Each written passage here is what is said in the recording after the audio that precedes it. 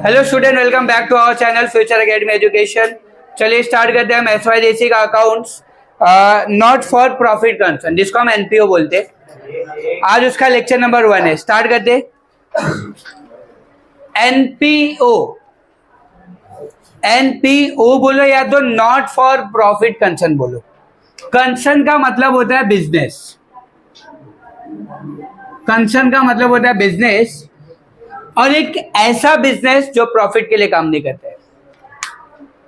अब उसको मैं एनपीओ बोलता हूं, नॉन प्रॉफिट ऑर्गेनाइजेशन। समझे यहाँ पे? या तो वो बोलूं या तो मैं ये बोलूं, बात एक ही है। एनपीओ या तो नॉट फॉर प्रॉफिट कंसर्न, एक ऐसा बिजनेस जो प्रॉफिट के लिए काम नहीं करता है। तो किसके लिए काम करता है? Service, to provide service to the people. समझा? इसको ही हम लोग क्या कहते हैं? एनपीओ। अब इस एनपीओ का हमें क्या करना है? हमें इनका अकाउंट्स मेंटेन करना है। ये कैसे, मतलब ऐसा कौन सा कंपनी होगा जो प्रॉफिट के लिए काम नहीं करता होगा? है चैरिटेबल ट्रस्ट वगैरह। जितनी भी चैरिटेबल ट्रस्ट होते हैं ना, वो याद रखो एनपीओ ही फॉलो करते हैं। उनका मेन मोटिव प्रॉफिट कमाना होता ही नहीं है। उनका मेन मोटिव सिर्फ और सिर्फ क्या होता है?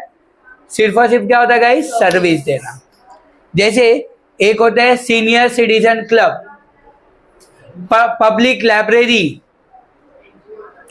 है ना, गवर्नमेंट हॉस्पिटल्स। ये सब गवर्नमेंट हॉस्पिटल्स वगैरह भी, उनका मेन काम क्या है? To provide service. Profit earn करना उनका मेन मोटिव नहीं होता है। ऐसी कंपनी को, ऐसे ऑर्गेनाइजेशन को हम लोग एनपीओ कहते हैं, नॉट फॉर प्रॉफिट कंसर्न। ठीक है। अब इसके अंदर करना क्या है गाइस? अपने को, तुमको फाइनल अकाउंट आता है, फाइनल अकाउंट से ही रिलेटेड है ये पूरा चैप्टर। एनपीओ में आपको बनाना क्या है? आपका फॉर्मेट क्या होगा? पहले फॉर्मेट से शुरुआत करेंगे हम लोग।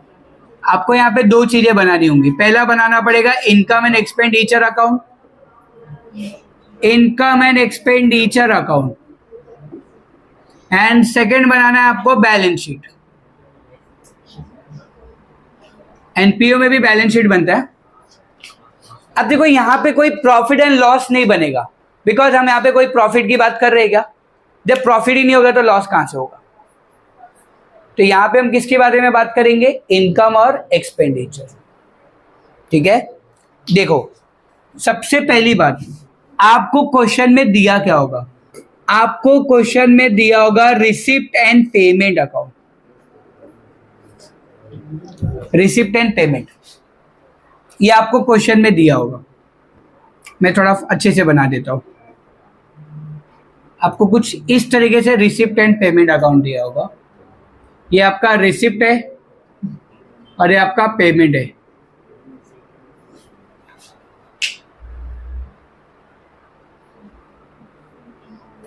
आपको बनाना क्या है? इनकम, पहले एक्सपेंडिचर बनेगा आपका। आपको पहले एक्सपेंडिचर बनाना, क्योंकि डेबिट में एक्सपेंडिचर होता है, और आपका रहेगा इनकम। इसका पोस्टिंग में बता रहा हूं आपको। ये चैप्टर आपको 12 मार्क के लिए आएगा। इसके ऑप्शन में कुछ भी नहीं है बोर्ड एग्जाम में। तो याद रखो, रिसिप्ट की जो भी चीज है, रिसिप्ट का मतलब ही इनकम होता है, याद रखने का। और पेमेंट का मतलब ही एक्सपेंसेस होता है। ठीक है। अब देखो, रिसिप्ट की जो भी चीजें होंगी वो इनकम में आएगा। रिसिप्ट की जितनी भी चीजें वो कहां पे आने वाली है? इनकम। अब पेमेंट की जो भी चीजें वो कहां पे आएगा? एक्सपेंडिचर। पोस्टिंग है ये। वापस जहां पे जिसको नहीं समझा वो क्लियर करेगा। ठीक है,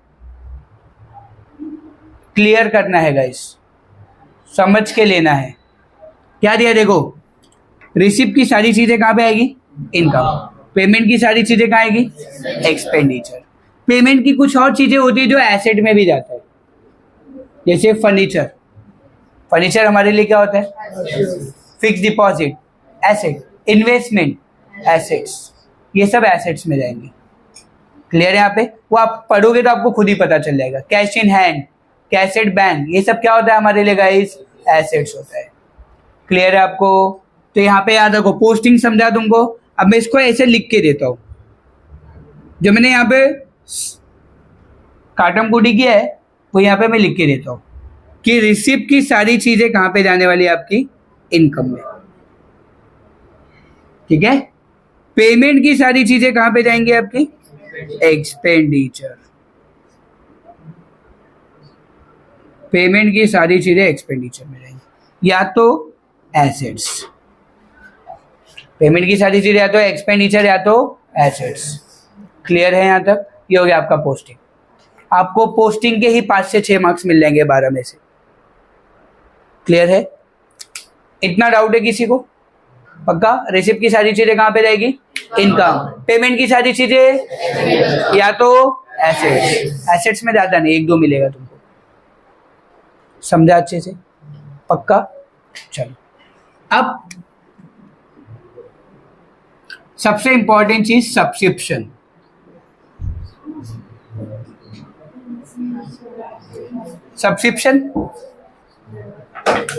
सब्सक्रिप्शन का मतलब क्या होता है? मेंबरशिप का पैसा, ठीक है। जैसे एग्जांपल नेटफ्लिक्स पता है तुमको, अमेजॉन प्राइम। अगर तुमको नेटफ्लिक्स पे कोई मूवी देखनी है तो क्या आप ऐसे जाके देख लोगे? नहीं, आपको पहले वहां का मेंबर बनना पड़ेगा, आपको वहां की मेंबरशिप लेनी पड़ेगी, तब जाके आप एक्टिव हो पाओगे वहां पे, राइट ना। आप पहले क्या करोगे? कुछ पैसे पे करोगे। जैसे समझो मैंने एक सीनियर सिटीजन क्लब खोल के रखा है, सीनियर सिटीजन लिख के लिए कि भाई आओ 100 रुपया दो, साल भर का मेंबरशिप ले लो, 100 रुपीज खाली, क्योंकि सीनियर सिटीजन है तो कहाँ कमाने जाएंगे वो लोग। लेकिन मुझे थोड़ा बहुत मेरा भी खर्चा निकलना चाहिए, मतलब ऑर्गेनाइजेशन का, इसके लिए मैं 100 रुपया मेंबरशिप ले रहा हूँ। तो सारे मेंबर्स जो भी यहाँ पे जितने भी बैठे, समझो 50 लोग हैं, तो हर 50 लोग मुझे 100 रुपया दे रहे, तो मेरे पास पैसा आ रहा है। पैसा आ रहा है मतलब वो इनकम है मेरा, पैसा आ रहा है मतलब वो क्या है मेरे लिए? इनकम। इनकम है तो सब्सक्रिप्शन मेरे लिए क्या बन जाएगा? इनकम। तो याद रखो सब्सक्रिप्शन कभी भी कहाँ पे आएगा? इनकम में आएगा। पहली बात तो ये सब्सक्रिप्शन होता क्या अपने लिए? मेंबरशिप का पैसा है। अभी तुमने कॉलेज भी ज्वाइन किया, कॉलेज वाले तुमको बिठाते कब है? जब तुमने क्या पे किया होगा? फीस। बिना फीस के तुम एडमिशन ले सकते हो क्या वहाँ पे?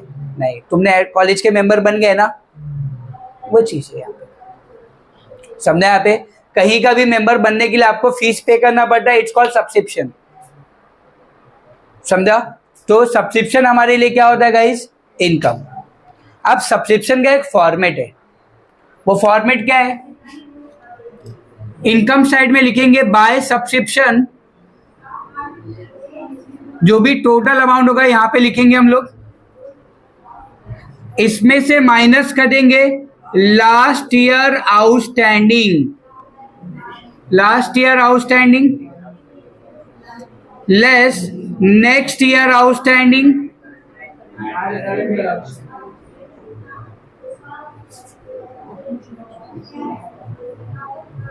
और इसमें ऐड करेंगे करंट ईयर आउटस्टैंडिंग।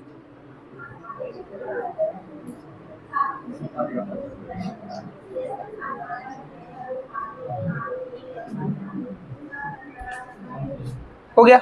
ये फॉर्मेट ऐड करना है आपको। जब जब आप सब्सक्रिप्शन आपको क्वेश्चन में दिखा, चुपचाप क्या करने का? उसका फॉर्मेट बना लेने का। जैसे तुमको बैड डेब्ट्स का फॉर्मेट याद है? तो bad debts, add new bad debts, add new RDD, less old RDD, ये फॉर्मेट याद है ना?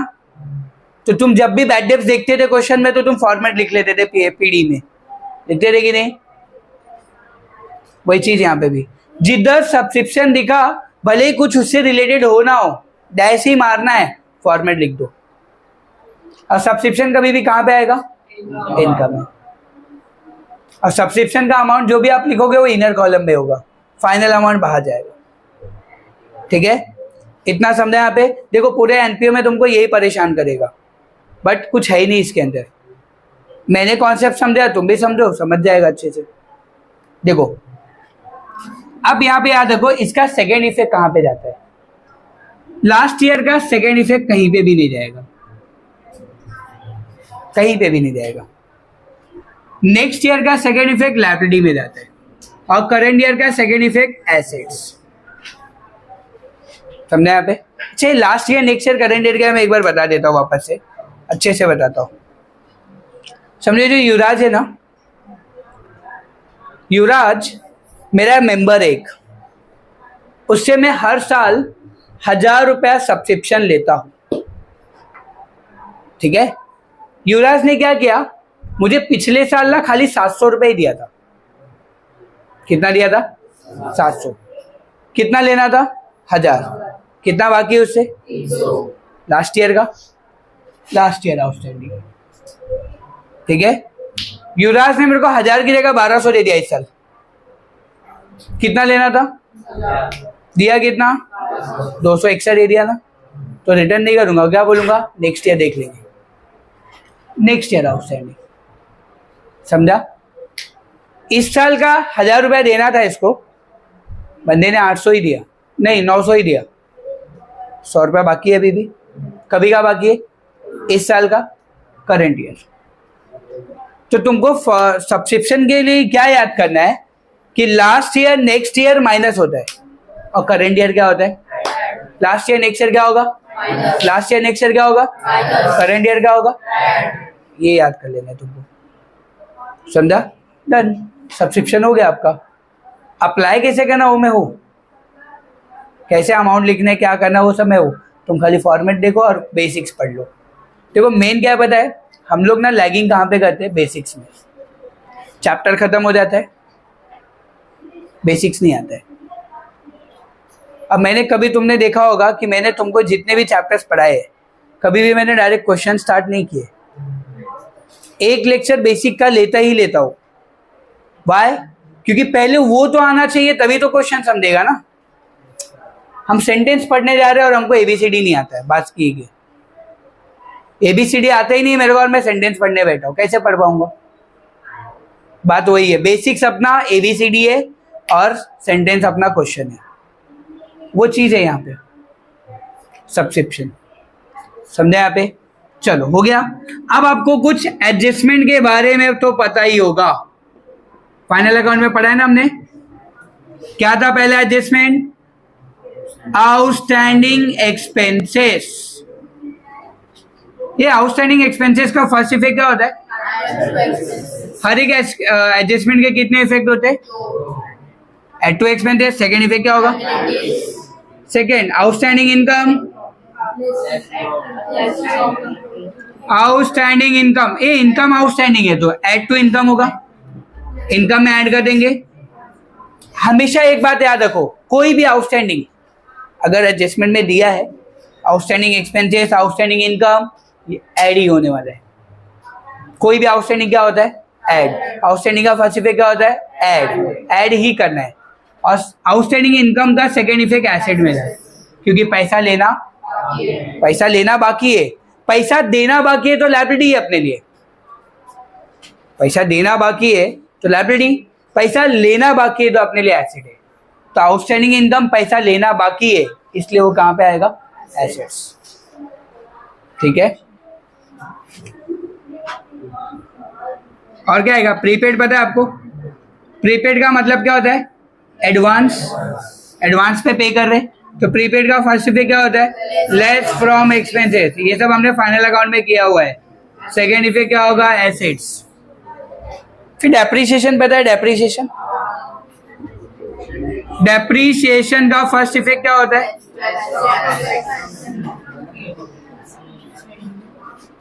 Less from assets. और सेकेंड इफेक्ट एक्सपेंडिचर में जाएगा। टीडी में जाता है मतलब एक्सपेंडिचर। ठीक है, आगे देखो और क्या था गाइस। हाँ, ये कैपिटलाइज्ड सबसे इंपॉर्टेंट एडजस्टमेंट है और हर समय मिलेगा ही आपको। कैपिटलाइज्ड का मतलब क्या होता है?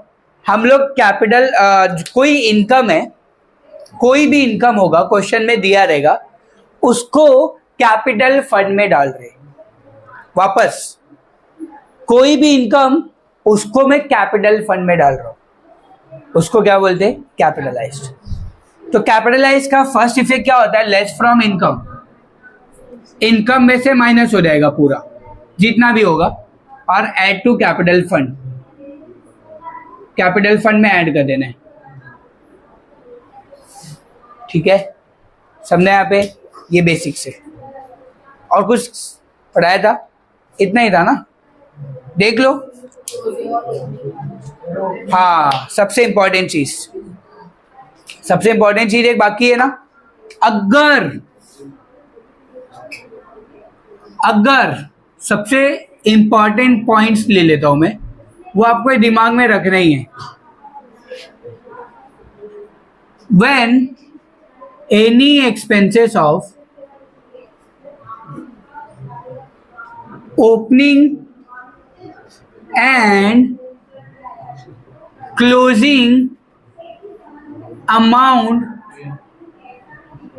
given in the question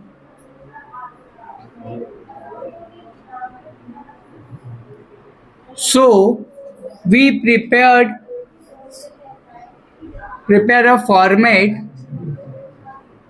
on expenditure side.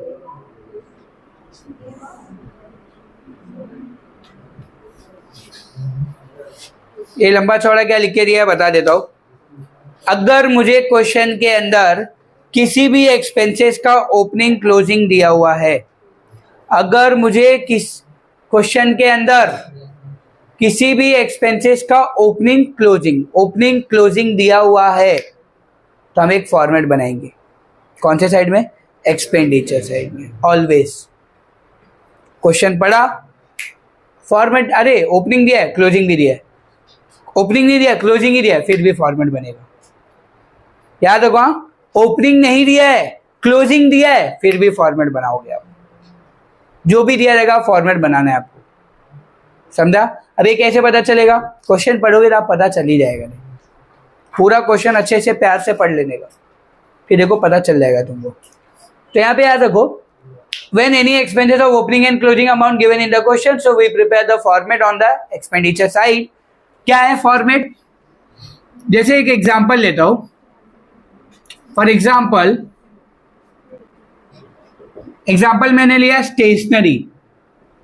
एक स्टेशनरी है, हमारा खर्चा है, और ये स्टेशनरी का जो खर्चा है ना, इसका ओपनिंग भी दिया है, क्लोजिंग भी दिया है और परचेज भी दिया है ना। तो इसका फॉर्मेट क्या बनेगा? एक्सपेंडिचर साइड में ऐसा हेडिंग लिखने का, टू स्टेशनरी कंज्यूम्ड, अंडरलाइन करने का। फॉर्मेट ओपनिंग स्टॉक में परचेस ऐड करेंगे हम लोग, ऐड परचेस, और एक लाइन छोड़ के लेस क्लोजिंग स्टॉक, इसको प्लस कर लेंगे, क्लोजिंग स्टॉक माइनस कर देंगे, और जो भी अमाउंट आएगा बाहर आएगा। ठीक है, अब याद रखो मेरी बात, किसका सेकेंड इफेक्ट जाएगा, किसका नहीं जाएगा, धीरे धीरे समझो। ओपनिंग स्टॉक का सेकेंड इफेक्ट कभी जाता है क्या? कभी एडजस्टमेंट में देखा है क्या ओपनिंग स्टॉक को? परचेस को नहीं, परचेस का भी सेकेंड इफेक्ट नहीं जाएगा। खाली क्लोजिंग स्टॉक का सेकेंड इफेक्ट क्या होता है? फाइनल अकाउंट में किया है तो इसका सेकेंड इफेक्ट एसेट में जाएगा। ऑलवेज क्लोजिंग स्टॉक का सेकेंड इफेक्ट, क्लोजिंग स्टॉक पहले माइनस होगा, फिर सेकेंड इफेक्ट एसेट में जाएगा। समझा यहाँ पे? ये हो गया आपका पूरा का पूरा बेसिक्स एनपीओ का। ठीक है, समझा यहाँ पे? देख लो। तो आज के लेक्चर में बस इतने ही रखेंगे, बाकी नेक्स्ट लेक्चर में कवर करते हैं। वीडियो अच्छा लगा तो प्लीज चैनल को सब्सक्राइब कीजिए एंड फ्रेंड ग्रुप में शेयर कीजिए, और अगर आपको कुछ डाउट है, कुछ क्वेरीज है तो कमेंट बॉक्स में लिखिए। Thank you so much guys.